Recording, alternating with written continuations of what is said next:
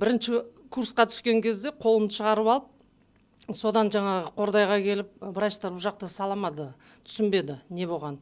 Содан Қордайға алып барып, әкем жаңағы сынықшыға бір кісіге салдырдып, содан кейін мен 16-тамын ғой әлі кішкене бір еркелегім келдім, әйтеуір академический алайыншы деп шықтым.